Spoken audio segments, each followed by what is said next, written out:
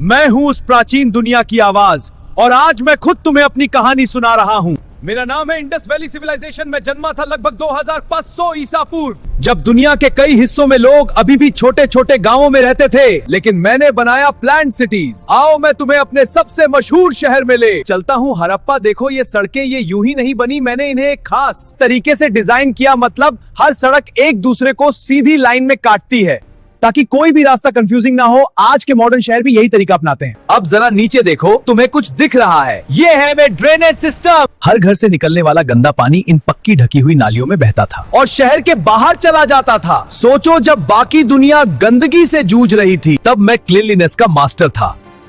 चलो अब एक घर के अंदर चलते हैं। ये देखो, यहाँ अलग अलग कमरे हैं और ये छोटा सा हिस्सा ये है बाथरूम। हाँ, मेरे हर घर में बाथरूम था और पास में कुआं, ताकि पानी की कमी ना हो। मैंने अपने लोगों को सिखाया साफ रहना, व्यवस्थित रहना और एक बेहतर जीवन जीना। अब मैं तुम्हें अपने दिल में ले चलता हूँ। ग्रेट बात! ये सिर्फ पानी का टैंक नहीं है, ये मेरी शान है। यहाँ लोग इकट्ठा होते थे, नहाते थे और शायद अपने धर्म या समाज से जुड़ी रस्में निभाते थे। इसका वाटरप्रूफ डिजाइन आज के इंजीनियर भी देखकर हैरान रह जाते हैं। लेकिन मेरी कहानी सिर्फ सफलता की नहीं है। समय बीता और मेरे शहरों पर मुसीबतें आने लगी। कभी बाढ़, कभी मौसम का बदलना और धीरे धीरे मेरे लोग मुझे छोड़कर जाने लगे।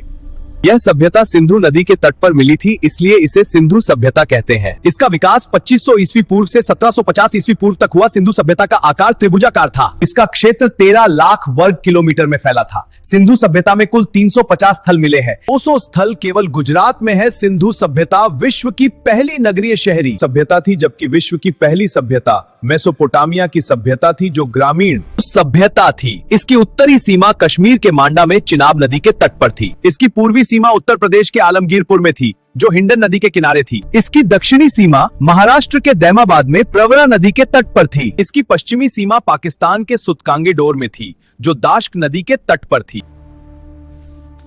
इस काल में मानव द्वारा लिखी गई लिपि को पढ़ा नहीं जा सकता है, किंतु लिखित साक्ष्य मिले हैं।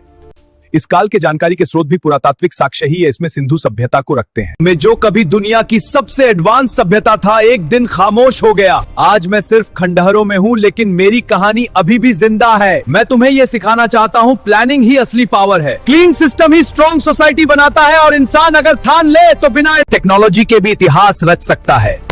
यह सभ्यता सिंधु नदी के तट पर मिली थी।